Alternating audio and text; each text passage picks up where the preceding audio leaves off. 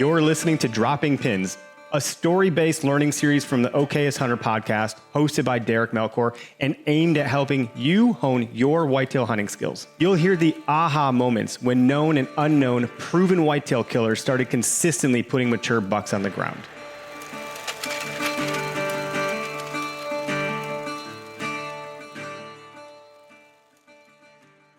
All right, everybody.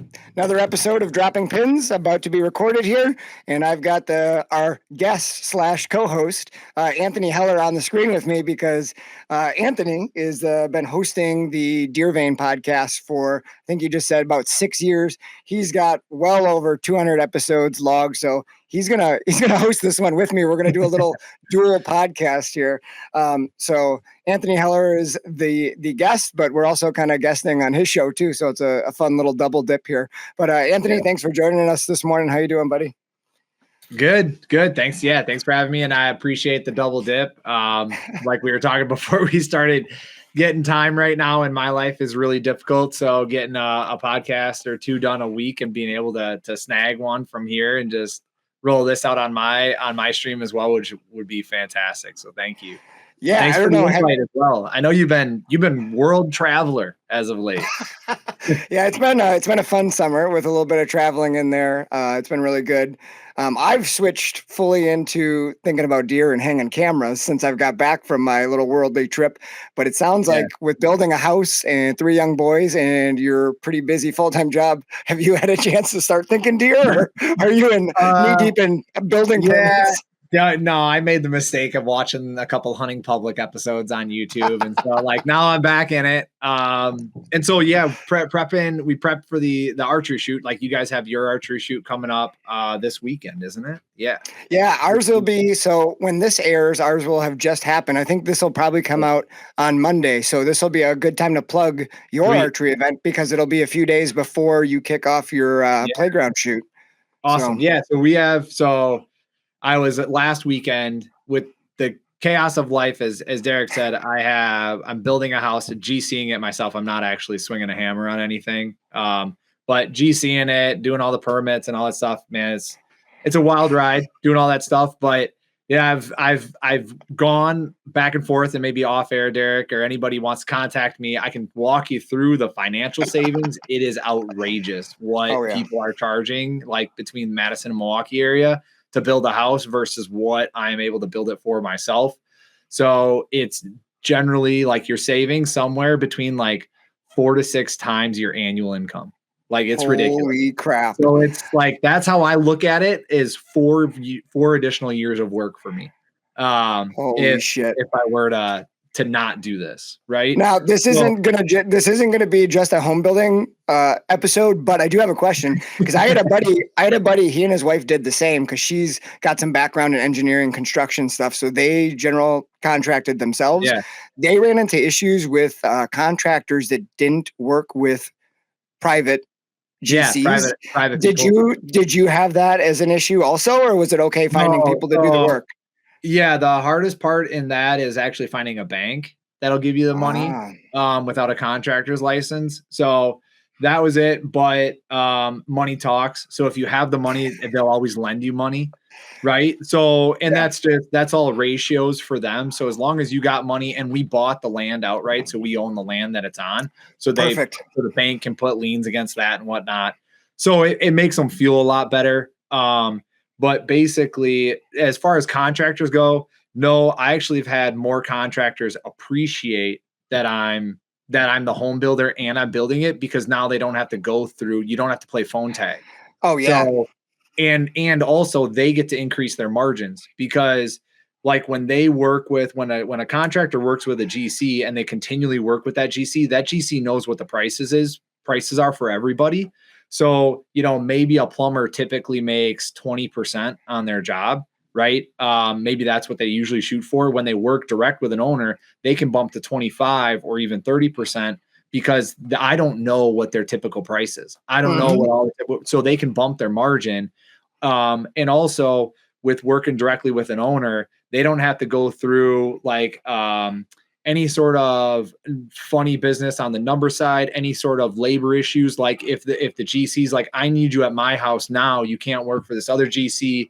like there's all sorts of benefits to working directly with us. The other thing is like we live between Madison and Milwaukee, and I chose all of our contractors are in rural areas. All of them are rural contractors. So all of them have really low overhead costs. They all have like, I know a bunch of them personally. So there's like 22 quotes I have for prices and all that kind of stuff, roofing, waterproofing, foundation. And I could go into this because this has been my life for the last 3 months. But either way, working directly, we have not had that issue. Working directly with them has been fantastic. And everybody I'm working with has been really appreciative as well. Dude, that's awesome. And kudos to you for taking that on amidst the area you're in life with the 3 young kids. I think you'll obviously find that way more, like you'll be so freaking proud and happy when you're done that you got to kind of handle that. And I hope everything goes smooth from here on out for you. Yeah, basically a buddy of mine built a house, a coworker, and he said, "Hey man, when you start the process, just remember like it's going to get done.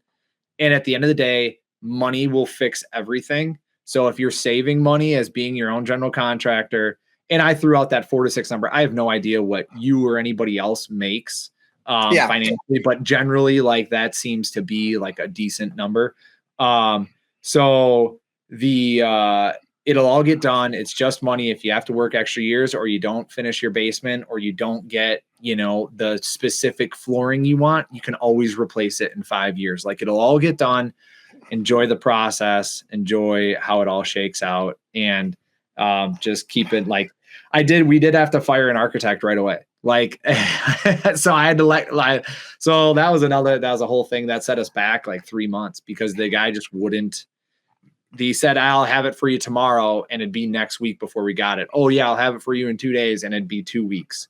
Like it was just getting out of hand. So we had to like say, "Hey man, we're not going to work with you anymore. We got to work with this person." So we had to pay that person out. So yeah, there's problems, but when building a house, kind of money solves everything. So if I have a recommendation for anybody out there, if your budget is like $500,000 or $400,000 to build a house, let's just say it's 500,000, do not budget a house for 500 grand, budget a house for 400 grand and know that you have the wiggle room and additional into that. So you're not like pinned up because the bank and everybody's going to want to pin you up against that top number. So if you just tell them my number's 400, this is what it's got to be, they're probably going to get you to 410, 415 or whatever. And they're probably going to try to pin you up against that. So set your budget and then knock off like 10, 20% so that you have that wiggle room. And then you're not super stressed about the money. That is good advice. And obviously, I'm just going to remind everybody listening. Remember, Anthony said if you have questions, contact him. Yeah. You'd like to be your GC. I know that's another thing like I was thinking about trying to do. Like once we really get started on this, I'm probably going to do a video, like a weekly video on it. And then I'll post it all at the end on YouTube, like how to build a house. Cause I watched a whole bunch of YouTubers to help understand this whole process. And there wasn't one that really nailed down what I was looking for. Most of like the bidding contract list and things you get are like, I don't know, 10, 15 trades that you got to work with. And there's far more. Like I said, there's like 22, 23 that you need to reach out to. So there's 22, 23 budget items that you need to have. Like one window treatment. Are you going to have blinds? Or are you not going to have, like, that's something that's not on there like at all. And that can cost like 3, 4, or 5 grand, depending on how many windows you have and what type of windows and all that kind of shit. Anyway, I go into it forever, but we're here to talk about deer. Well, it's obvious that this has consumed your thoughts, which 100. Yeah. I mean, you're building your damn house, so I totally get it, man. That's good for you for taking it on and learning that all. I mean, that just speaks to the type of person you are and how your brain works. So, which is why I'm super excited to talk deer with you, because you're a hands-on guy and you've got some great tutorials on your YouTube page, and obviously you've talked to everybody who's anybody and then some with the podcast stuff. So for folks who are listening and have listened to the Deer Vane podcast, you probably got a pretty good handle on who Anthony is, what he's doing, where he's hunting. But just for anybody who is maybe new to you, Anthony, the question I always ask everybody, can you just tell them a little bit about like how you grew up hunting, what kind of terrain, public, private, and what kind of stuff you're doing now, just so when we get into some of those stories, those examples that we talked about, they have a little bit of background as to like what your knowledge base comes from. Yeah, fair. Totally fair. First thing, the one thing we didn't cover right away was the playground 3D archery shoot. So that will be, we talked about it and then we skipped over. Yes. That's true. I got caught up in the house. So, yeah, the archery shoot, it's in Dodgeville, Wisconsin, which ties back to where I come from and all that stuff. So it's just outside of Dodgeville, Wisconsin. It's August 16th and 17th. We got 100 acres out there of private land, and we got 15 targets spread across the whole thing. They're really nice Reinhardt 3D targets. Derek, you know what they're like. Like it's nice. It's a fun shoot. The shoot is freaking awesome. Like there's 15 Reinhardt targets, but like how Anthony is setting up the targets across the property is the cool part. Like there's some incredibly cool shots, hard shots, steep angles, beavers and creeks. Like you do an awesome job setting that shoot up. I've shot it before. It's really cool. And it's open to the public, correct? Yep. Yeah. Totally open to the public. You just go to DeerVane.com, and at the bottom of the webpage, there's like a 2025 Playground 3D shoot registration. Yeah. So this year I got a wolf. You're standing in a spring when you shoot a wolf. Like this is really cool spring that nobody's seen on the property because we finally cut the trail to it this year. So you're standing in a spring. There's a carp in the creek. There's a beaver in the creek. There's a ram on top of a giant boulder. There's a panther tucked in off a food plot. There's a scrape buck. That one I think is going to be really fun because it's like I cut a window through what's it called? Like ironwood, musclewood, whatever. Really? Like I cut a window through that, and it's like 55 yards through this tiny window into this like buck making a scrape. There are like I really enjoy a few of the shots that I set up this year. And we start out with a nice, easy 20-yard turkey. And then after that, it just becomes ridiculous. And like the bear this year, I think last year was at like 62 yards. This year, it's only at like 53 or something. We had logistics of moving people around a property and making sure they don't shoot each other is really difficult. So that's one of the things that kind of limit some of these things. But anyway, so that's the playground shoot coming up. And when you're listening to this, it'll be this weekend, August 16th, 17th. And DeerVane.com to get all the info. Where I come from, I did not start hunting until I was 13 years old. My family doesn't hunt. So I got introduced. I sat next to a kid on the bus and we played Game Boy together, and his family hunted, and then his family gave me a bow. And I remember showing up to his house for the first time to hunt ever. And I said, "Hey, do you guys have broadheads that I could use?" And I screwed on the broadheads and went hunting. That's awesome. I missed a doe running at 25 yards, didn't stop her, sent one at her. I remember it like it was yesterday. There was a doe and two fawns. I set it at the lead fawn or the lead doe, and I missed the back fawn. And I was shooting a 35-pound compound bow. I had no idea. Told my buddy about it. He's like, "Why did you shoot at them when they're running?" I was like, "Why? What do I do?" He goes, "Well, you whistle, you get them to stop." I'm like, "But then they know I'm there." Right? Like it's like so that was your first season ever? Yeah, that was my first. You got a shot. Hey, that's pretty good. Oh yeah, dude. I was probably like 50 yards from the kid's house because they back up to a piece of public. And so like they have deer kind of in the backyard ish. So we're able to hunt there. And that's kind of where we grew up hunting was this marsh behind my buddy's house. In my family, like we have 100 acres now, and I own personally, my wife and I own another 100 acres that we bought in October. So now we have 200 acres that I can hunt. That's all private ground, but that was all within the last 5 years. I'm 35 years old. So basically from 13 to 30, I hunted almost exclusively public ground. And I went to school in Platteville, Wisconsin. And I lived in DeForest. I lived in Windsor. I lived in McFarland. I live in a small town called Waterloo, which is just outside of like kind of Lake Mills, Johnson Creek. So I live here, and there are, tens of thousands of public acres around me. So I've hunted a ton of that, and 3 kids, trying to just sneak out on a night. After they go to bed, or like, hey, one night, like I can't drive an hour and a half to 2 hours to our property to hunt for a night and stuff like that. So I still continued to hunt a lot of this public, and I spent, so basically the last like from 15 to 30, I totaled it up one day. It was just over 20 pieces of public across that window. Yeah. And it caused me a lot of things. One, I was like on a new property like every year or two, which really taught me the value of historical data. When I started hunting like the same property 4 or 5 years in a row, I'd be like, oh, I remember this year.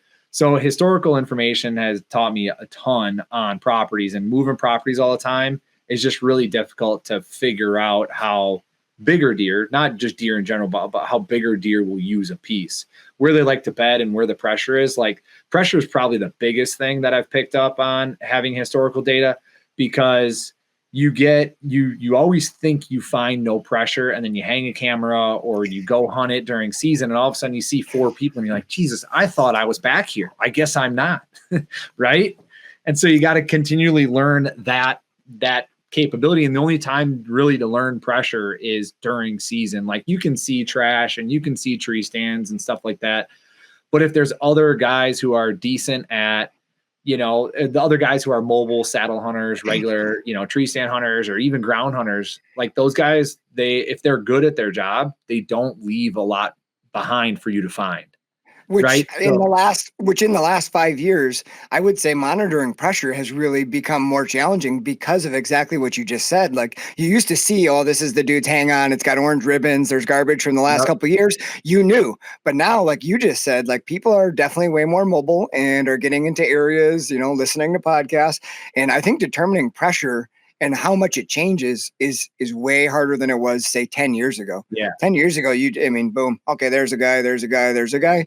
And now, like you said, when you think you're back in your own little honey hole, that's very, very rare, especially in southern Wisconsin. It never happens. Yeah, it's tough. And I have a few of them that I'll still find here and there. But the other big thing is, when I didn't have kids, and I worked my regular job from 8 to 4 or whatever, 7 to 4, and I came home, or there were some years I worked, 6 to 3, I'd come home and be able to hunt during the week. The amount of pressure is like 90% less during the week. So I'd hunt all these spots during the week, and then I'd show up on the weekend and I'd be like, oh my God, there's a guy there. There's a guy there. I'm just getting flashlighted the whole way in. I'm like, Jesus Christ, like where I might as well turn around, So, and that's another, so you kind of like figure that out. And then the other one is basically opening weekend, I have found is a really good predictor for pressure. So if you take opening night, and let's just say it's like 80 degrees out, right? September 16th, it seems like it's that way all the time. You go opening night. And if you try to find a spot to hunt, but I have found that just driving around a bunch of these public pieces, I can figure out where people are actually parking and where people aren't. And those same people are the people who return to those same trucks and those same cars. They return to those same parking lots throughout the season. That has been huge for me, because then I can understand what parking lots, because people are like habitual, and a lot of hunters, they like to go to the same 1 or 2 spots. There's more, like you said, more people are really picking up on the mobile hunting aspect and bouncing around, but also like you gotta balance that with the historical information of like, this area has been historically good, so I want to hunt it, but also like I don't want to be in there every weekend, Saturday and Sunday, mucking up and putting my own pressure on it. Like I want to hunt it when it's good. You know what I mean? Quick question for you, and you may not have an answer for this, because I like the idea of driving around and looking where vehicles are on opening weekend.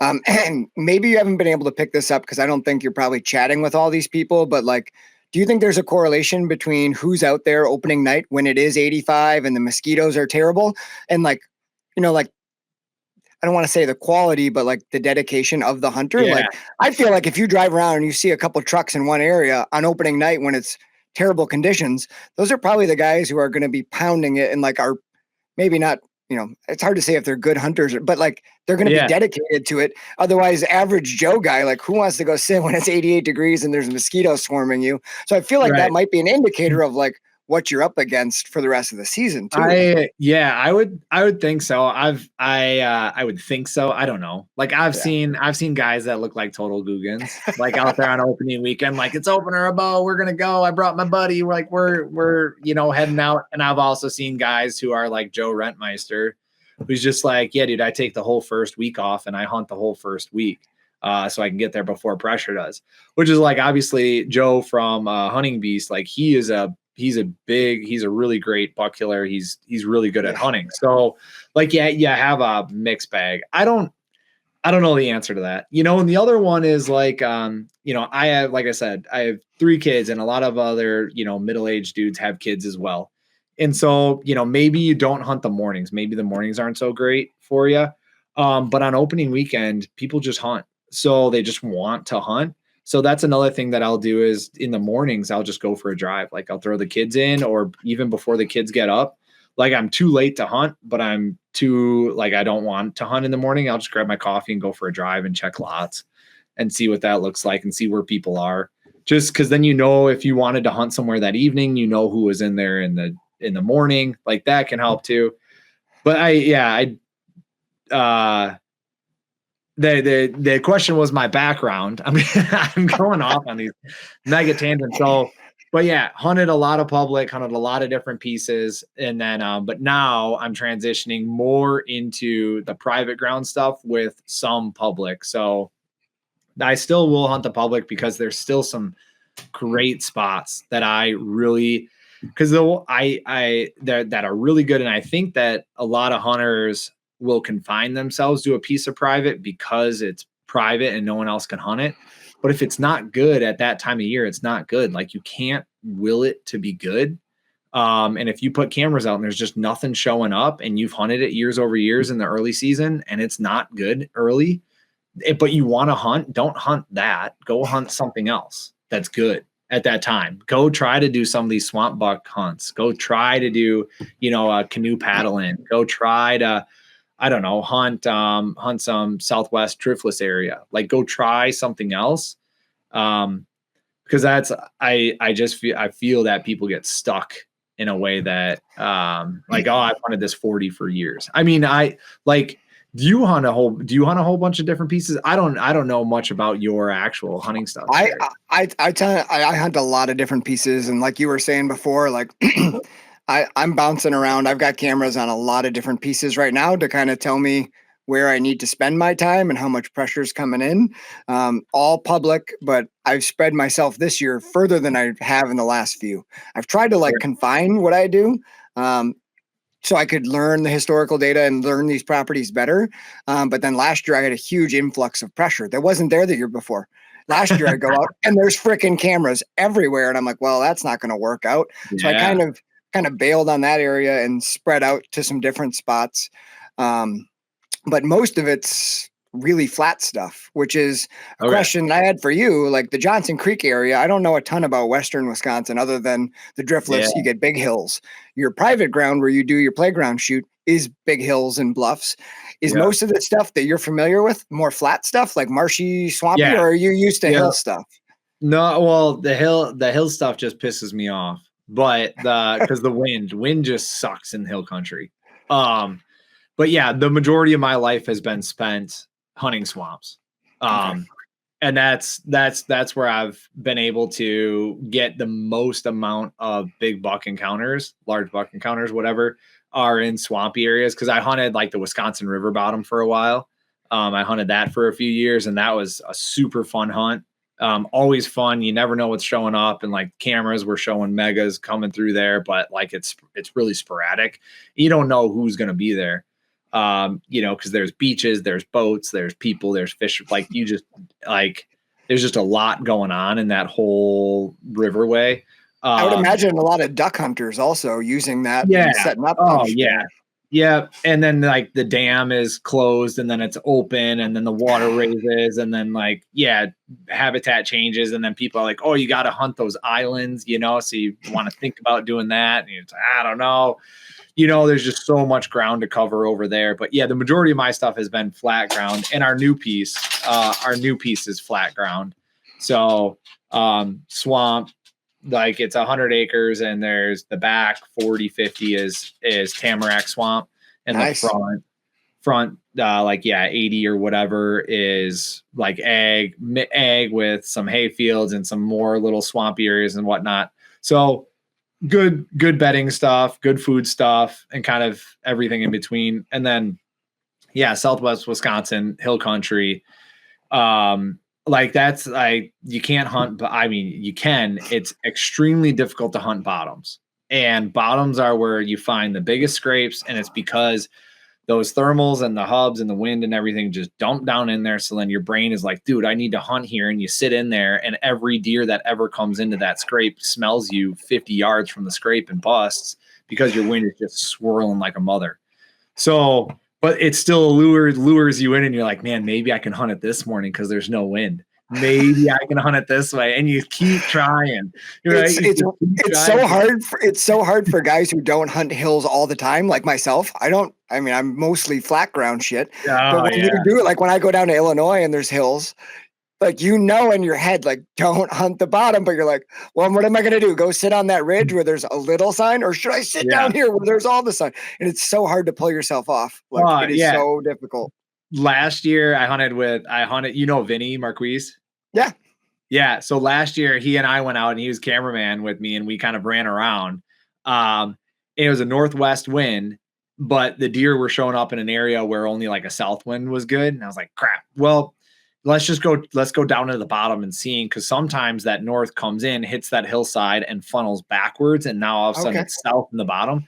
Yeah, it was a northwest wind up top, and it was a southwest down in the bottom. So we were actually able to, we basically do what I don't like to do, which is cross where you want to hunt. Like I crossed where I wanted to hunt to get to the other side, and then I just looked back at where I was. But then you get a southwest wind, and it pushed it all through there. And we had a buck and a doe come right through at like 25 yards. Didn't see us. Both of us were on the ground, and we were all set up. We didn't end up shooting either of them, but like it worked. What we tried to do worked. Yeah. And then you go, you're right. But then like the problem is like that was middle of the day when the wind is like consistent. Then you get to like 5, 6 p.m. when it's starting to really die down and really start. And then all of a sudden it starts swirling, shifting. And now all of a sudden everything's blowing at you, and you can't be in there anymore, because when those thermals change and the wind is changing, like the speed of that wind and the thermals, it gives it that swirling effect. Like change is bad for bottom hunting. It almost creates those vacuum effects when you have like a strong wind or your day winds, and then as soon as they start stopping in the evening, just like I don't know how it works with the thermals, but a lot of times you feel like as soon as it stops, it almost pulls back that exact opposite way, like a vacuum, like a void. Oh, sure. And how do you beat that? Like that's really tough. You don't. I asked Aaron Warbritton about it one time. I remember I was talking to him, and this was not on a podcast. I was just like, hey man, do you ever you want to hunt a spot, but it's only going to be good the last 45 minutes because of the wind and the thermals. Like you can't get in there until then. Do you ever just go in for the last 45 minutes? And he's like, oh yeah, happens all the time. Zach loves to do that because it's just like you just catch that last 45 minutes and you hang, 50 to 100 yards back the whole time, and we'll see what happens. But if you're in there, you're going to lose it. So you have to wait. And even if they come through earlier and you miss them, because even if you were there, they would have busted you anyway. Yeah. Yeah. So it's you just hang out and then you go. But for you hunting a lot of flat ground, that means mainly consistent straight line winds, nice, easy thermals coming up, easy thermals coming down. Have you ever found anything with water? Has water being on a creek edge or a river or marsh edge or anything? Even more subtle than that. I love hunting just subtle waterways. So slightly lower areas where it just turns into a different swamp grass with higher ground around it. Even those areas have some pull, even if there's just very minimal standing water. But just that really subtle, it's not quite like a river or a creek, but just that subtle depression where there's just a little bit cooler and a little bit more water. Man, I find that bucks will use that 9 times out of 10, just to travel along because of that subtle pull to it. So finding it's creating a really soft edge with maybe it's got a little bit of like marsh grass or not quite cattails. I don't hunt a lot of cattails. I just don't have a lot where I'm at. But just those real subtle little edges, I find if a deer can come from his bedding or to his bedding in the morning and follow one of those edges, they're almost always going to do it rather than take like a buckthorn flat or something that's consistent. They'll just jump and just walk the edge of that slight depression. And it's tough because a lot of those areas obviously don't have trees. So I'm going to commit to hunting off the ground more this year. I've done it a little bit because a lot of these spots, you know, like you get stuck in that idea of, well, I got to be in a tree or I got to use my saddle. And it's like, if I just set up there, like, I know that's where I want to be. Just freaking do it. Like, you don't have to be in a tree to hunt. See as far, Derek. Oh, that's the hard part. It's like, and especially in those open areas where it's grassy, it's like, man, if I got up 8 feet, I could see everything. And that allure is so hard to change your mind. But if you put yourself in the right spot, you know, your odds of getting a chance at it. Like if I go back up into that wet stuff, like inside of the trail, my thermals in the evening are going to stay in there. They're not going to come out of there. And that buck, if he walks the edge and I just make sure I can shoot before he hits my scent path, like you mentioned before, like that could work. I'm not going to be able to see him until he steps into the lane, which is the hardest part because I'm a visual person. But man, it's got to be some give and take there, I guess. Yep, there was one. Just on that note, I was hunting the Wisconsin River bottom one time, and this was probably when I was like 24 or 25 years old.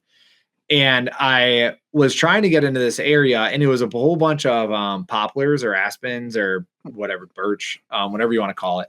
So it was a whole bunch of those, but they were all really skinny, or the bigger ones were just like totally naked. So for like 20 feet, 25 feet up. So you're just like a sore thumb. I was trying to find a spot to sit. And there was like 40 rubs because, you know, those poplars, birch on kind of the edge. Just get hit.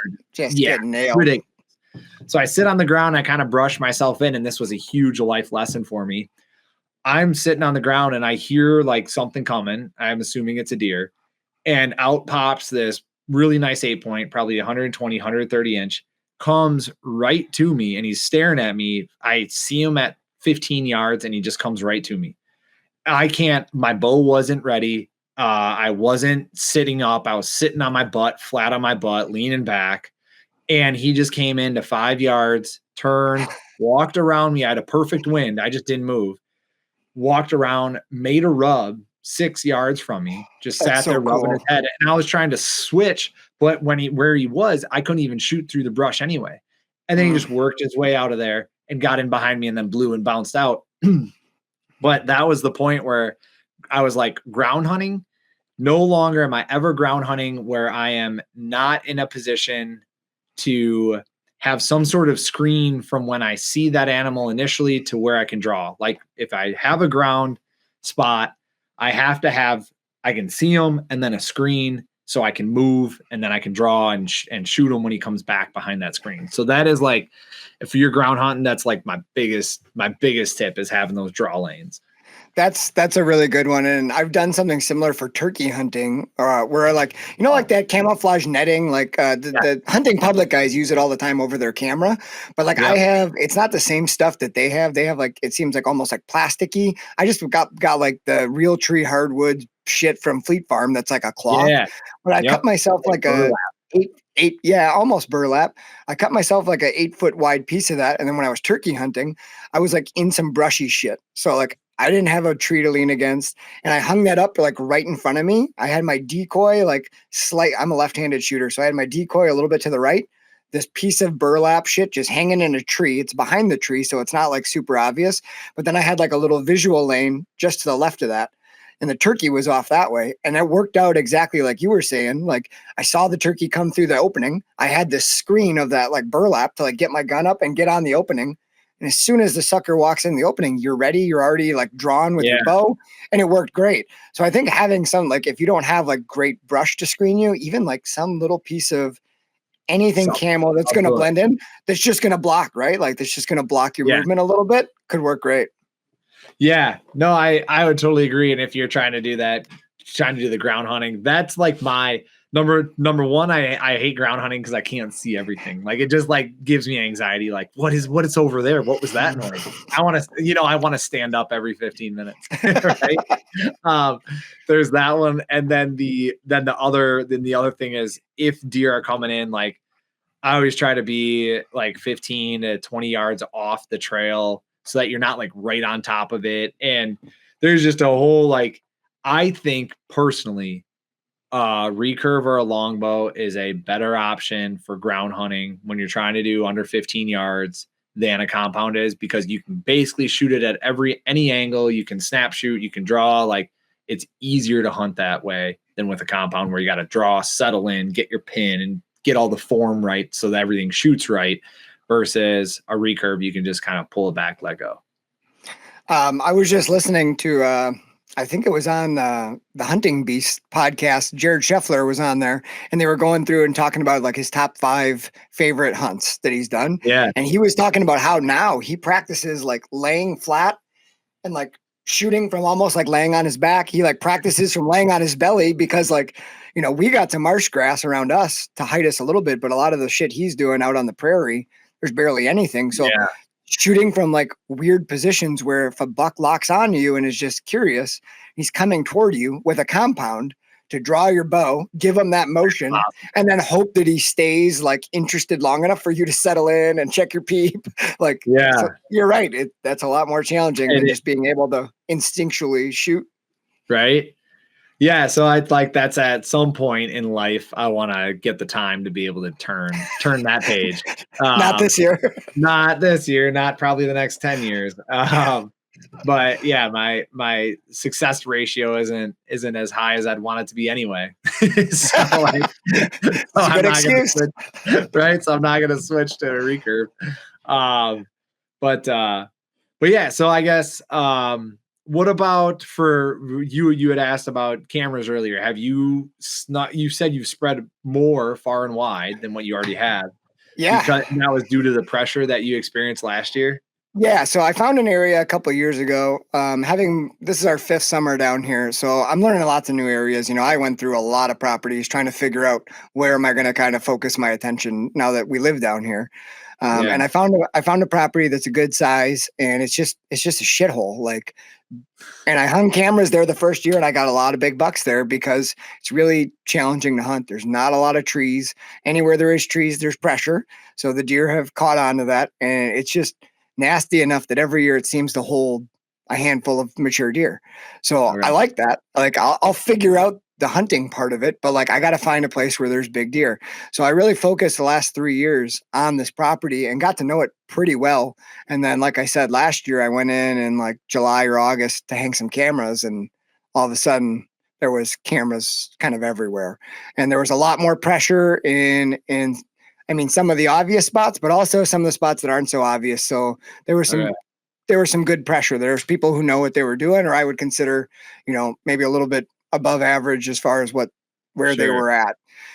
So I kind of moved out of there and ended up hunting a different spot that I didn't have any intel on. And I ended up killing 2 bucks out of this other piece, which was pretty awesome. Yeah. So I still have some cameras back in that area because I want to see if there's a couple of those good ones still there. But now I've kind of found some other shitholes where I've got some cameras hoping to just kind of broaden the net and find some deer that maybe that property hasn't got tons of attention yet. Yeah. So that's kind of the goal. And I got some cameras really close to roads, to be honest, because, you know, I'm a big believer that the parking lot and the access trail are your worst enemy because that's where everyone accesses. So just getting off the trail, getting off the road and looking close by.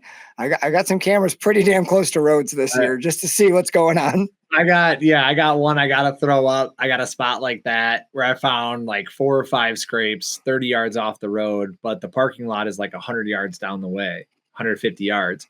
So I'm just like, I got to put a camera here because it'd be so nice to be able to walk 20 yards off the road and shoot one. It would be so nice, especially on public ground.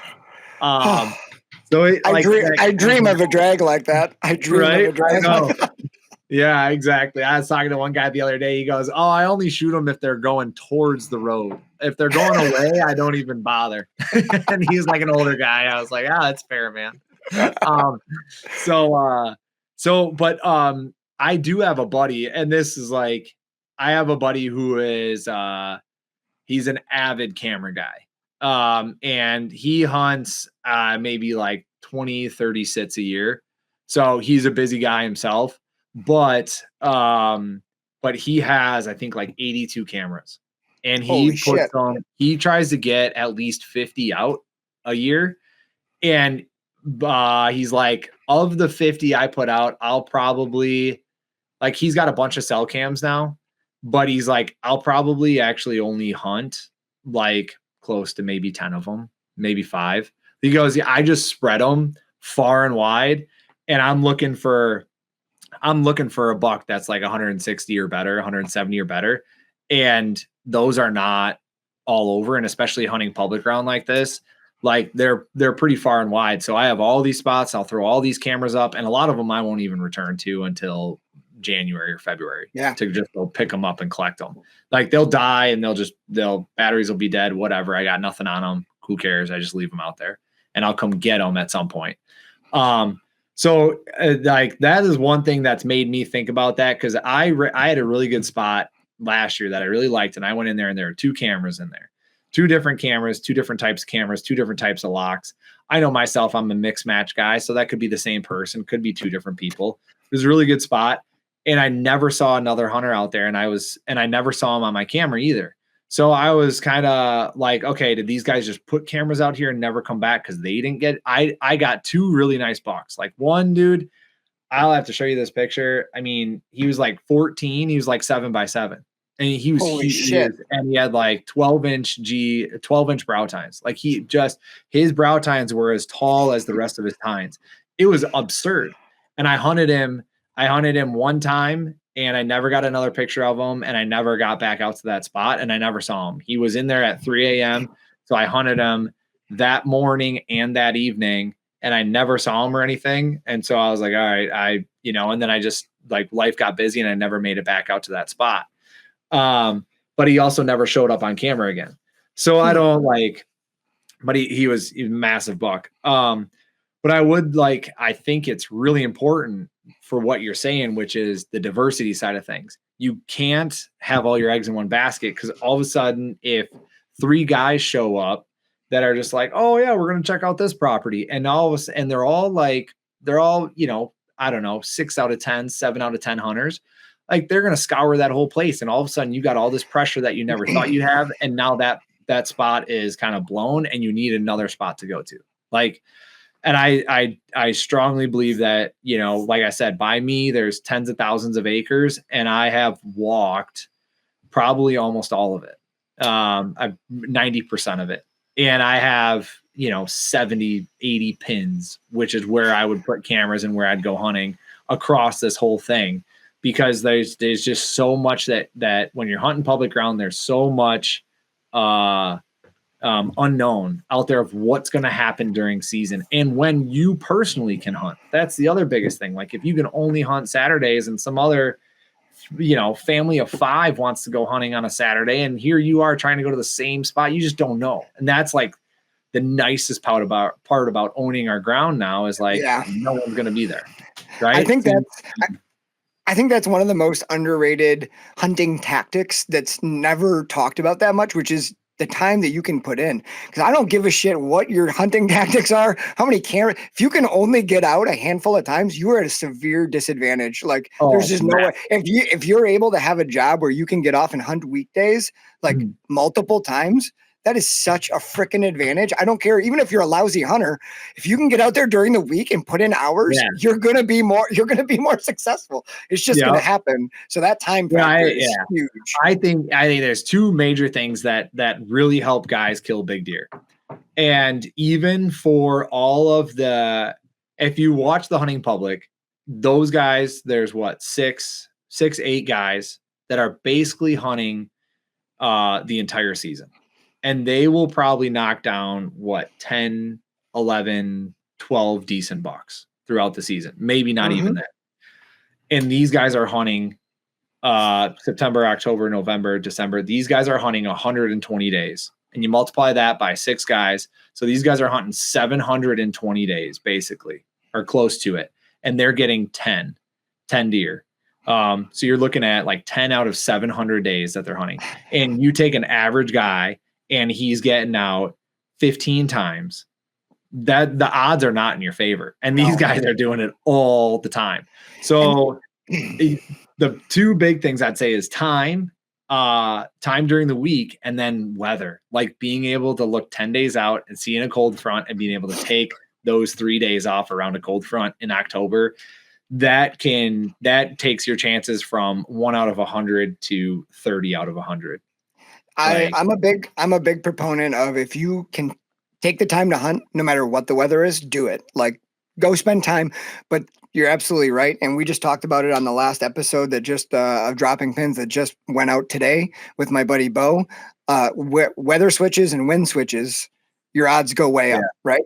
But like, so if you can hunt that, you have the luxury to be able to take a flexible, hey, I got a boss man, I gotta go tonight. Like, your odds are gonna go up. But even if you can't do that, like, any time you can put into the woods, even if you don't see a deer, like just being in the woods, seeing sign, kind of getting a feel for what's going on in the area you hunt is always going to be helpful. So like, don't disregard it just because it's hot today or the moon is bad today. Like, even if you don't end up setting up, go for a walk, bring your bow, go for a walk, see what you can learn. Cause there's always something that's going to help that you can, if you got the time, use it. That's my theory. 100%. The guys the consistent killers that I've talked to over the years, like Andy May is one of them.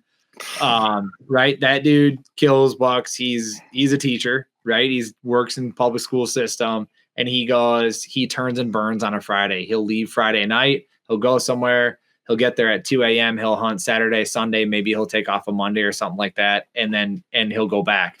But he puts in enough time scouting that he kind of has a great idea of where he's going to go. But a lot of these guys, they will scout a whole piece before they decide where to sit. So even if you don't want to hunt that, go scout it and see. That is, before the podcast, we were talking about a couple things that have helped us kill bigger deer in the past, and hopefully in the future as well, is the freshest sign at the time that you're there. So I used to think that, like, if a deer made a rub, he'd make a rub and he'd walk away, and he probably would never come back, which can be still true. Probably never come back to that same tree or whatever. But if you look at that rub, and that rub was made in the last, 24 hours, 36, 48 hours, and it's super fresh, like still on the ground, still could be wet. That deer is in that area. And a lot of times they will be in an area for 2 to 5 days, 2 to 4 days at a crack before they move to a different area. And so that 2 years ago, I got 2 bucks, one in early October, one in late October. And both of that, one was on, the first one that I got was on fresh sign plus trail camera picture. Like, I got one trail camera picture of him and historical data. I knew he would use that early October the year prior. So then all of a sudden, was that great big one you got out on your hill property? That was a great buck. Yeah. Yeah. So we call him no neck because he has no neck. He's just a brew. So the year before, he was a double drop or a double main beam. So he had three beams, which is fantastic. The year I killed him, the one side had merged into one beam that was just like outrageously thick. But the year prior, he had used that same trail, and we got him on camera a couple times. And I think I was out some sort of work thing during that week. So I didn't even know until afterwards. I was like, oh my God, he was here like 3 times, I should have been here. So then the year following, I had a cell camera out there, and I was able to see, okay, he's there. And I was like, it was a blurry picture of a really nice buck. He was at the very far range of like the infrared flash or whatever. So he came through, and I was like, I'm probably going to hunt that area. And we had a mild cold front, right? It went from like 70 to like 62. So not like fantastic, but for early October, it's not awful. And then also when I was going through that area, there were fresh rubs in there. So I was like, okay, so I'm going to set up here. I'm going to give this a shot, and ended up shooting him. And then the next one was I went out to a piece of public, and that buck had, in Wisconsin, you're allowed one archery buck unless that archery buck tests positives for CWD. So I submitted him and I got my results back like 2 weeks later, and they said, hey, he's positive for CWD. Here's your additional buck tag. So you can have another one. So they gave me another one, and that was October 20th. And October 22nd, I was going out, and I had 2 friends that were coming with me to hunt our private property, and said, hey, you two go hunt the private. I'm going to go just bop around on the public. I'm going to take my bow. Nice. Maybe I'll see something. So I went out on the public and went to a piece I'd never been before. And I walked the whole thing. It was probably like 3 hours. I had 5 hours to hunt. I went out at like noon. Again, it was like late October. I knew, and it was misting. It was like misty, rainy, and it was going to stop at like 1:00. So in my mind, that's a huge, like you talked about weather changes, dude. I have never had better luck than like either cold fronts are massive, but after a rain, man, if it rains all day and it stops raining, it gets dark at 5:00 and it stops raining at 3, deer are on their feet. Like that has been a huge trigger for me in the last 5 years. So I always try to time that. Like I look for those days and I will hunt those days. But anyway, I scoured this whole piece. Okay, it was like, I'm gonna stop you right there. Okay, so you know this little weather change is coming. You know the misty rain is gonna stop. You're going to a piece you've never been. You've got a pretty decent chunk of time. Without giving too much away about the property, what was your mindset going in? Like, how were you gonna scout it? Right, you want to go across. You want to learn as much as you can, as quickly as you can. What was your mindset? What did you think? Like, hey, I'm gonna walk this pattern. What were you thinking? What was going on for you to maximize it? You got it. So first thing was where I parked, the trail, the 4-wheel trail that everyone walks in goes to the left. I went to the right, and it's straight uphill. So I'm hunting hill country. I'm hunting pieces of public out there. It's straight uphill. So it kind of sucked. Like the first 100 yards was not fun. So it was straight uphill. And then what I looked on the topo, like I was sitting there at that time, I was on X, and I was looking at this topo as well as the overlay and everything. And there were some really old like pheasant CRP fields, and they were flat and then they dropped off into, so it was almost like a tiered structure to this like hill country. Like the hills came down and then it like flattened out, then it dropped down again. So I wanted to walk the entire border of those CRP fields, and I wanted to check all of them and they were grown up. They were like 3-4 feet tall at this point. I didn't know that until I got out there. Were you thinking once you saw that was going to be kind of like where they might be bedding and hold up on those like flat little benches? No, I wanted to check it for sign. I just wanted to check it for rubs and scrapes.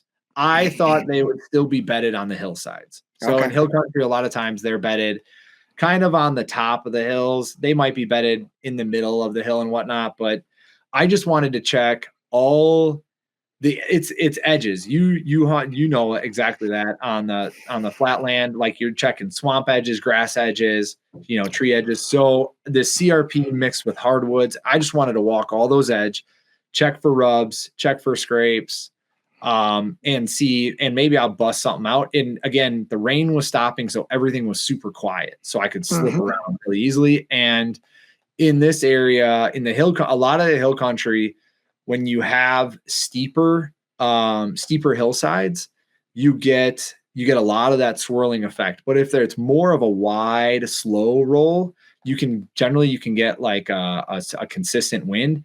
And the wind at that day was northwest again, and it was shooting straight down this whole valley. So I had a consistent wind the whole time, which was another thing. Like I wanted to make sure I was kind of walking into the wind the whole way in case I ran into something. Yeah.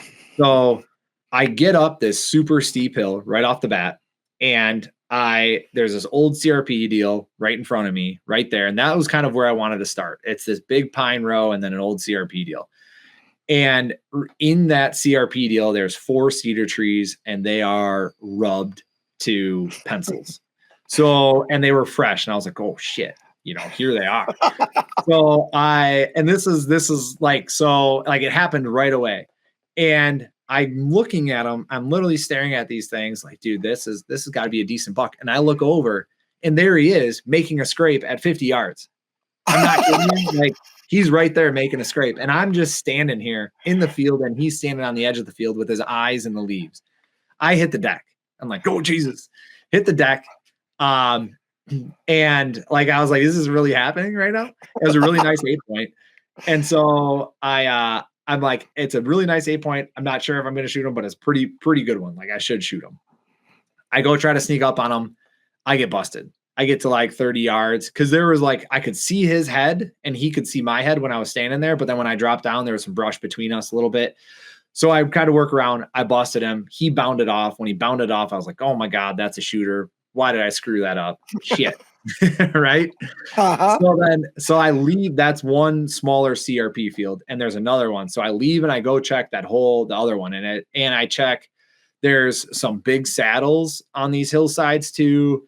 There's a big bottom. Like, I go and check, I go for a 2-hour bow hike basically. And I find zero sign. I find one old dingy ass rub, and I jumped one doe. And I was like, dude, there is absolutely nothing here. And so in my brain, I was like, all right, well, I'm just going to, hike back to the truck. We'll call it a day. And I get back, and the only way out was down that big hill again. So I get back in there, and I'm looking at those rubs, and I'm like, man, if that's a really nice, maybe there's another buck in here that's decent. Maybe he wasn't the one. Maybe there's multiple bucks. Maybe it's the end of October. Maybe there's a hot doe in here or something. I don't know. So I'm like, I'm just going to sit on the ground right here, and I'm going to back into these pine trees and just hang out.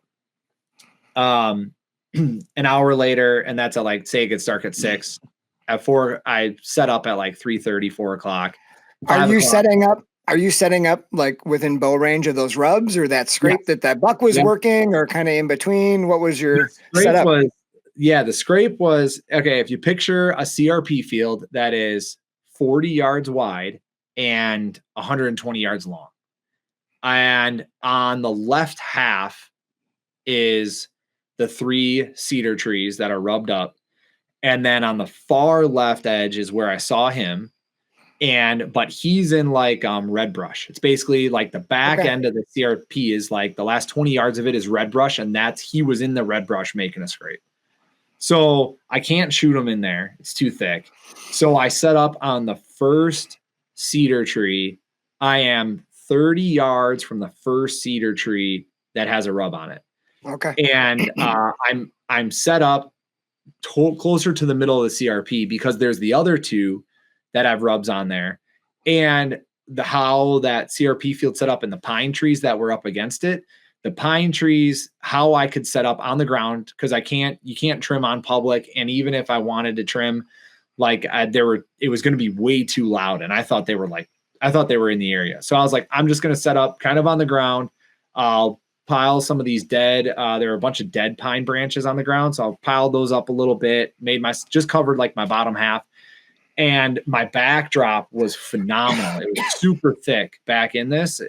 So I literally just like tucked myself into these 2 pine trees that kind of wrapped around me and broke some of those pine branches. And now I got a shooting lane right out to that cedar. And then I did have a big draw lane. There was this huge multi-flower rose bush right in the middle of the thing. And so I had a really nice draw lane right there. And so I was like, all right, whether they come from the right or left, I can have this. So, and I set up so that scrape was on my left, and it was like 70 or 80 yards to my left. So if he was back in there still, because he did just bound away to kind of down the hill over there. If he comes out from that way, I'll see him coming. That's how I wanted to set up. Because again, like being on the ground, I don't want to get caught off guard, right? You want to be able to see as much as you can from where they're coming from. And the ground is super wet. So basically, like they're going to sneak in, you're not going to hear them. Yeah. Exactly. I'm out of luck in hearing them. So anyway, a fawn comes through at like, I don't know, 5 o'clock, something like that. And she kind of squirts around me. She smells me. She doesn't really know what's going on. So she just kind of bounds off. And then a doe comes from the scrape. I see her when she gets through the red brush. She's a dogwood. She starts coming through like, oh, cool. Here comes a doe. She's going to come right through here. I'll get a cool shot at her. She comes out of the red brush and stops, looks behind her. Here comes the same 8-point, same nice big 8-point. He mounts her, breeds her in front of me at 55 yards. I'm watching this. I'm like, oh my God, is this really happening? That's amazing. Yeah, I got a video of it on my phone. And the cover that I was in was it just worked out really well for a person. It worked out for me, worked out well for a person. I was literally just standing against a tree at this because there were so many pine branches in front of me from where they were. I could see the whole thing. Like basically the deer could only see my chest and up at that point. So, and I was tucked up against a tree with pine branches behind me. So it was difficult for them to see me. So I'm just watching them. And then the doe comes right out to the rub at like 30 yards. And then she turns and comes past me at like 25. And the buck, and this was a slow, like I saw him at 5:30 and I shot him at like 5:50, 5:55. Like it was a slow 20, it was the slowest 20 minutes of my life because they were like taking 1 or 2 steps at a time. And so he ended up coming in. I shot him at 32 yards, double lung, knocked him over. It was fantastic. Like it all worked out. Wow. And that was 100% unknown area, just looking at the hottest sign, bumping the buck that made the sign, and then 4 hours later killing him. Like, I mean, that's awesome story. And I remember you posting that, and I'm glad I got to hear the full story because I remember you posting that buck. It's a nice wide 8-pointer, right? Like, really beautiful buck. One of the things that I've heard a couple times from folks, and I've been guilty of myself, is like when something doesn't go right, or if you're just like not confident, wanting to like leave the woods early, right? Like there's 30 minutes left. I'm not going to see anything. This is all messed up. I'll just leave. That never works. Like, like you'd bump the buck. You're probably a little bit like pissed off, and then like, I'm just gonna leave. If you have the opportunity for even 5 minutes, especially as you approach that November 1 when does are coming in, you just never know. Just freaking stay. Just freaking stay. It's like I learned it the hard way. But like if you can be in the woods, just stay in the woods. Who cares what happened? It worked for you. It did, and I think my saving grace on that was, I think he heard me or saw me. I don't think he smelled me because the wind was in my face. Like that was my first, after I bumped him, I was like, was it the wind? And the wind's hitting me in the face from him to me. And I'm like, no, that can't be it. So I think he just like heard me or saw me creeping through. So like, otherwise if he smelled me, I bet you he wouldn't have come back. But also like, I just don't think that there were, where I was, I didn't find any other hunter sign. And you would think that's another, like, you would think those pine trees, there would be a trimmed out tree stand in there, right? Like someone would put one in there. It's like right there. Yeah. It's close to the road. It's on the edge of this nice CRP. Like there's cedar trees. Like you'd think someone would put, there was nothing. So that, I think that was a saving grace as well. I think that people like walk past the spot. Going the opposite direction of the access trail, great call. And then starting your walk in by going up a steep hill. Not a lot of guys want to do that. So I think you had 2 things there that were working for you. You obviously scouted into the wind, which was smart, and decided to set up in a spot that buck liked. I mean, back to the whole point of it is the hot sign, right? I scoured this, it was probably like, I don't know, 150, 200 acre chunk. And I scoured that, and I went back to what I found was the hottest. And that seems to, and then later that year, I think that buck tested positive for CWD as well. So I got another tag, and I didn't fill it like some people are mad that I got a little bit of messages about like, you shouldn't take it because you already killed one, blah, blah, blah. I don't really, to me, if it's legal, like Wisconsin's that's a whole different topic. Anyway, I went back into the woods, on a different piece of public, and I ended up running into another decent buck, which was just ridiculous. Again, like never killed 3 bucks, never killed 2 bucks in a year, now let alone 3 bucks, all in like first time sits. Ran into another nice one, and that was 100% again off of going in, finding. This one was just, I found an area of young oaks or young maples, and they were just rubbed to pieces. There were like 70 of them and like 40 rubs on there. So I was like, I'm just going to hang out here. And here comes this nice buck right up the trail. And I wasn't able to get a shot at him, but I mean, he was a really nice, I think he was a 10, maybe a 9. I'm not sure, but definitely a shooter. And he came through, and I just couldn't get a shot at him with where I was, again, on the ground. I was just set up on the ground, and that one was a deadfall. Like I just set up on the edge of a deadfall. And so, yeah, like that was just, again, a hot sign, and that was early November. So That's awesome. What a year. yeah, right. What a year. And then last year I throw a dud. I get three opportunities or three chances. I see three nice bucks and I can't get a decent shot at any of them. So like, it is what it is, but yeah, that year was phenomenal. Dude, that's awesome. Thank you for going into depth and talking about all the details of what you were thinking about. I find that helps me, and sounds like it helps a lot of our viewers the most to know what you were thinking about going into that property. So I appreciate you extrapolating that and taking it all out.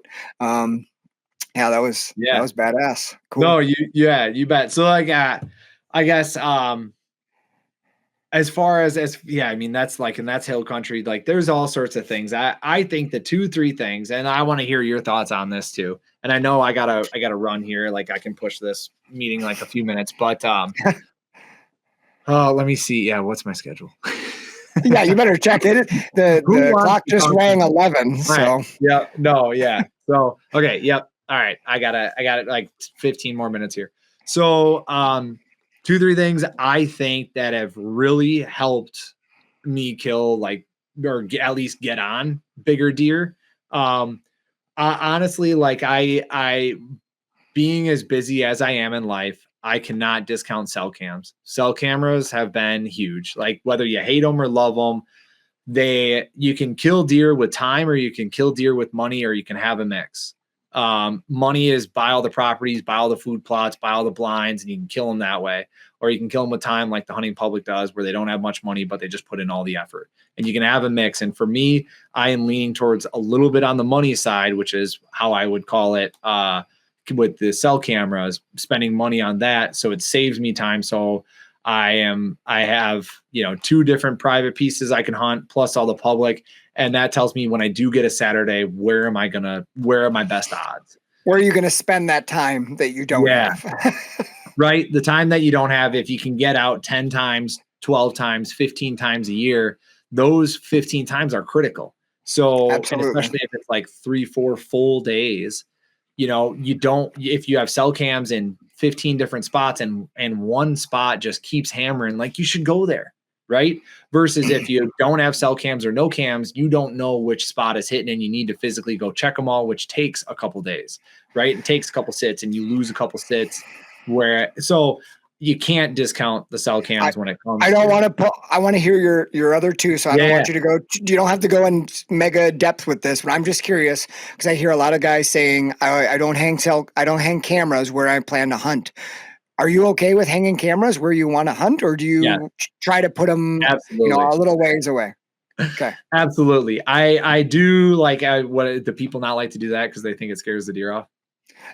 I mean, I hear it all the time, and even from some pretty polished hunters. I don't know if it's on private, like if I can hang it on the edge of a field versus back in the timber, maybe they think that's spooking them. But I've always been in like, I'll hang them right where I want to hunt. I want to know what's moving through in that spot that I think is good. So I'm with you on that one. I'll hang them where I have.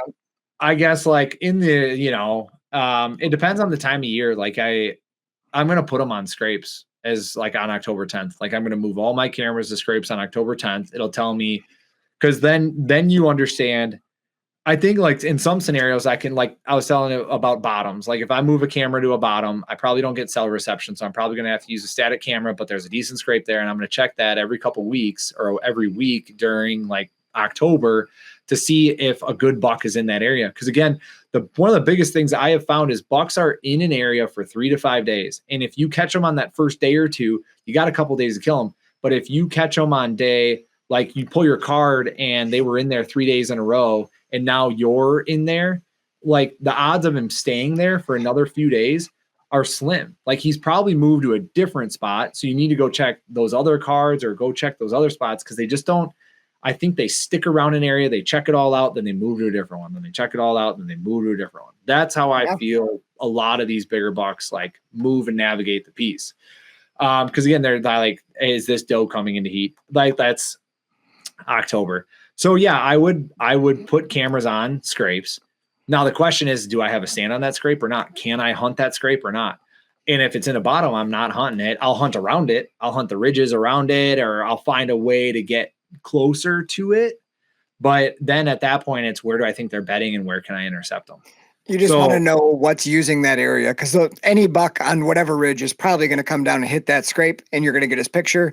So now, once you know, okay, I can work with this deer, I'm going to bounce around till I kind of find where he's at. Right. That makes sense. Yeah, 100%. What weather conditions? What are the weather conditions? Can I hunt mornings or evenings? What's the wind? What's the rain scenario like? And then what stands are available, or do I need to go do a hang and hunt? And where do I think he's coming from? Is he always coming from the same direction? Is he coming from different directions? There's a lot of stuff in there, but like if I end up hunting on that scrape, I don't care. Like if he's hit it 3 times in a row, that camera ain't scaring him. Mm-hmm. Like that's my personal opinion on it. Yeah. There's other people who believe different, and that's okay. But that's my personal opinion. So yeah, I will hunt over a camera. I mean, no neck. I killed him 20 yards from the camera that got a picture of him. There you go. And he was headed right to that same camera. So I don't have a problem with that. Okay. That's good to hear. Okay. I was just curious. Yeah. So cameras I'd say is one thing that's really helped me. Second thing is my entry and exit routes. So earlier I talked about I didn't want to step over. Oh, my dog wants to get out of my room. 1 second. And he's a hound, so he'll bark until I let him out. So I think your entry and exit route and like your scent, I think that is massive. Because that it ties back to, I really think the other, I guess it shouldn't be entry and exit route. It should be pressure. And underneath that umbrella of pressure is your entry and exit route and keeping the wind in your favor.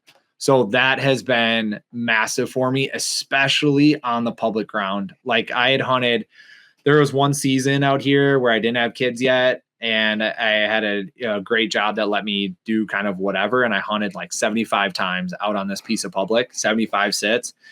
And when I started really analyzing how I went in and out of these spots, the deer that I started seeing like triple, quadrupled the numbers. I remember thinking about it clearly like 7-8 years ago. I was like, dude, I'm seeing way more deer and I'm getting way more opportunities because I'm coming at it like most people would come at it this way and I'm coming at it this way.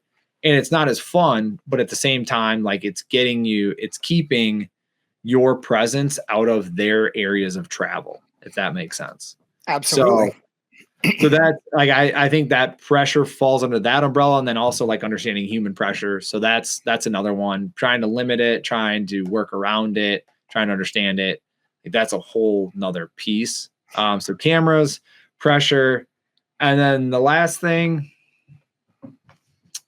I think it would really come down to timing. Like it's timing in terms of time of year plus weather and when you're able to get off. So like the cold fronts and the rain, we already talked about that. But then also, if you're gonna focus, if you have limited time and you don't have a phenomenally patterned buck on September 16th or whatever, hunting October, my favorite time is October 20th to October 30th. That 10-day window to me has great bucks, great big bucks on the move in daylight hours, and they're a little bit more predictable than November 1st to the 15th. They can kind of be anywhere. They can be locked down. They can be 3 properties over. They can be kind of all over the place November 1st to the 15th. And October, the 20th to the 30th, I feel personally that they are more of laying the groundwork of their territory, and they're kind of staying within certain regions, and they're staying within them for a few days at a crack. That time period you just outlined works perfect with the other tactic you were talking about, which is walk around till you find the hottest sign, because they're starting to lay down that sign around the 20th. And like you said, that window of say 5 days, that buck is there. If you can get out during that 20th to the Halloween period and you can find some smoking fresh sign, a big scrape ripped up with a couple rubs around it, I would spend the next 2 days, 3 days hunting that, or, finding the next piece, because that's when they're most relating to that sign that they're leaving. Because like you said, as soon as that first hot doe comes through, I mean, your odds of running into a deer randomly go up. But if you're one of those people who likes to walk until you find the sign, you're right. That window, the 20th to 30th, that's your best chance. And then after that, who the hell knows what's going to happen? Find some doe sign and set up, that's where your pinches come in. But the finding the hot sign, everything you talked about in your story, man, that time period right there is beautiful for finding fresh sign and hunting it right away. It is. And I do think you need to, FOMO is a real thing for tons of hunters, right? You find a scrape and it's decent, but is there a better one 100 yards that way? Right? Is there a better one 200 yards that way? Right? That is a very real thought that so many hunters have. So even when like I strongly suggest getting rid of that FOMO. And then when you find a hot sign, unless you think you're going to go trample through and crush the whole scenario, I keep moving to verify my thoughts that this is it. And then I'll circle back to it. But yeah, like that's my personal opinion. I still go and scout a lot of it because I just want to make sure. You might find one nice scrape, but 100 yards away, you might find 4, and you might find better trails intersecting. And you'd be like, and a lot of guys aren't out there to kill a buck. A lot of guys one specific buck, they're just out there to kill a nice buck. And if you can find like more of a hub or like 3-4 scrapes kind of all within 20-30 yards, your odds of killing just any old buck like that comes through is a lot better than a one specific scrape that one buck is on or something like that. That little tidbit right there paired with your number 2, which is pressure, your presence, like making sure the wind's in your favor. If you can go another 200 yards without your scent blowing toward where you think these bucks are, do it. But if you going another 100 yards is going to give away that little thicket and it's going to get your scent in there, then maybe don't. But that works 100%. perfect. That's 100%. What about you, Derek? What are your 2-3? Oh my gosh. One thing that's really helped me outside of what you said is slowing down my approach into my stand. So I really think a lot about access and getting into where I want. But taking that last 100, 200 yards, whether it's in the morning or in the evening, and just really hunting my way into my stand has produced so many more opportunities, not bumping as many deer and creating opportunities before I even get to the tree that I want. Like slowing down, taking your time in, you become so much more observant of what's going on, like in the woods too, tracks, rubs, scrapes. I notice a lot more when I just slow down. Whereas when I was younger, it was like, man, I got to get in that tree. Like go, just right. Slowing down has helped a lot, even when it's hard. Like you just want to be there.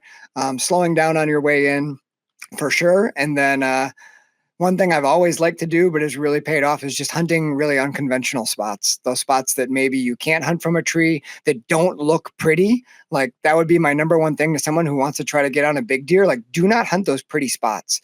When you find an area that there's 8 trails crossing, ask yourself, have I ever seen a mature buck move through a spot like this in daylight? Most of the times the answer is no. It just looks good because there's lots of trails. Outside of the rut, man, you got to be in some, where do these deer move during daylight? In some weird little shithole. So if you find yourself hunting in some weird little shithole, you're probably going to have an opportunity at some point. But that's, man, get away from the pretty spots. Like that's a tough one to do, but it's kind of like that whole bottom idea. Like it doesn't work out usually. Yeah. So I'd say, I remember a guy talking to me a while back, and he said, if it looks like it looks on TV, you probably shouldn't hunt there.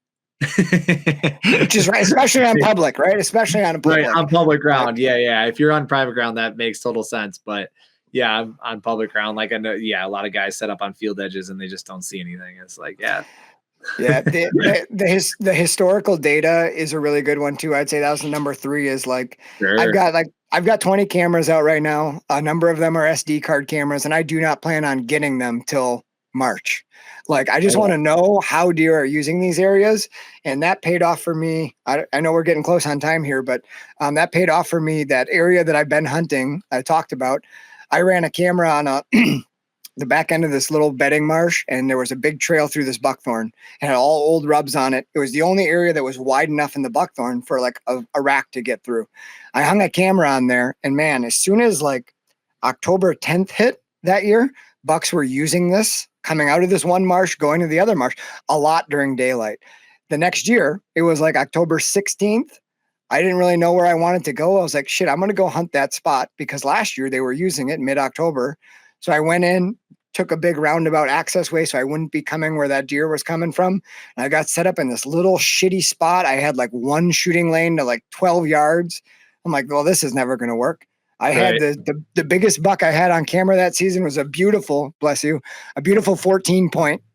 And he came into 6 yards that morning, right underneath me, and I fucked up because I was turning. I had just turned my bow, and I was watching him because he was right there, and I hit my freaking arrow on a branch on this poplar tree, and it just went boom, and he just bounded. He had no clue what happened, but he bounded into like the red brush, stood there, looked around. I had no shot, and he just walked off right down the trail that my camera was on the year prior. So like the historical, it all worked out, except I screwed it up. Right. Yeah. Dude, it happens, man. It happens. Yeah. Like that's So why you need a lot of opportunities because that happens. Yes. Yep. So all right, cool. right. Well, you got to get running. I really appreciate you making time this morning, Anthony. It was good talking to you. I'm not going to be able to make the playground shoot this year. We're going to be up in Mercer, but I hope it turns out awesome. And anybody listening, the shoot is only as good as the people who are there, and Anthony's crew and Anthony himself. Like, it's a really, really fun time. You will not regret going to shoot it. So I highly recommend going and checking it out. Thanks again for jumping on, dude. Yeah, you bet. Thanks for having me. I appreciate the double podcast on this. So it'll be on the Deer Vane podcast too. So, and I appreciate all the kind words about the shoot, and I wish you guys the best of luck in your shoot as well. That's a phenomenal, super fun shoot. I am going to miss that because I will be up in Townsend. Right. So yeah, just different family vacations, different weekends and whatnot. But yeah, if you can get out to the OKS Hunter shoot, that is an awesome shoot as well. Or if you got out there, like, I hope you had a ton of fun and you won a bunch of prizes. All right, buddy. Well, thanks a lot, and enjoy Townsend. Yeah. Thank you. Catch you later, Derek. All right. Yeah. See you, bud.